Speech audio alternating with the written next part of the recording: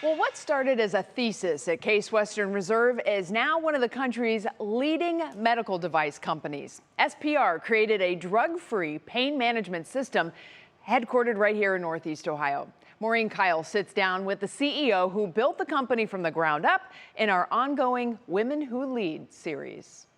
That's for the quarter. That was for Q2. Really quick here what it looks like. Okay. Every business begins with a problem to solve. I started this work actually in my graduate work at Case Western Reserve. SPR started as Maria Bennett's master's thesis, managing pain not with drugs, but with peripheral nerve stimulation. We were treating patients that had had a stroke and had shoulder pain following their stroke. And we said if we could stimulate that shoulder, put it back into place in essence, and allow them to participate in their rehab, then that's going to improve, their overall quality of life. And the most compelling result as we were studying it was this impact that we had on the reduction of pain. The concept was shelved for several years as Bennett worked for Boston Scientific, but she moved back to the Cleveland area in 2002, the beginning of the opioid crisis, and her thesis was given the green light. Our chairman came back to me and said, all right, I would love for you to run this company. I'll give you 48 hours to go home and talk to your family about it and let me know what you want to do on that Monday.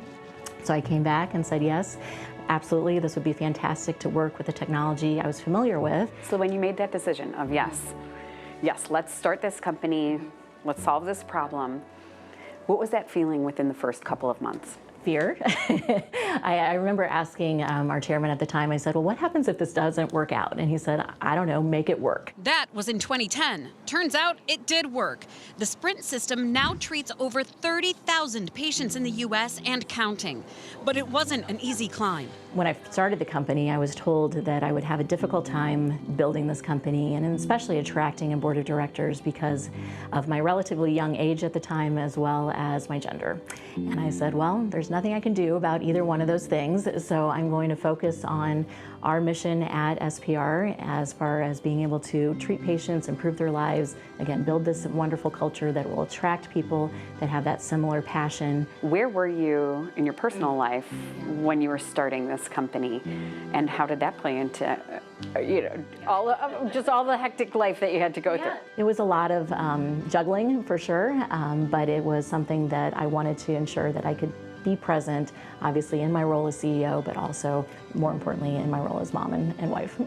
Married for 22 years, mother of 2 boys, Bennett says she always found a way to be on the sidelines at their games and a school board member.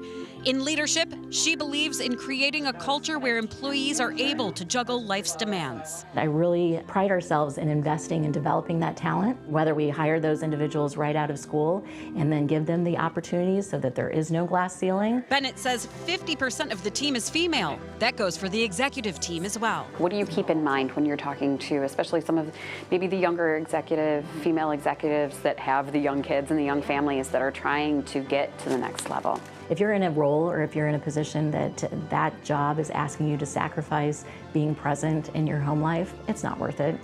There is a way to balance those things, and being present in the home, whether that's with your friends or your family or whatever it is, and then being able to do a job effectively, you're going to be more effective in your job if you're able to balance those two things. Maria Bennett was recently named one of Cleveland Crane's Women of Note. She's also been recognized by the Cleveland Business Journal as a Woman of Influence nominee and winner of the Ernst & Young Entrepreneur of the Year in 2021. Maureen Kyle, 3 News.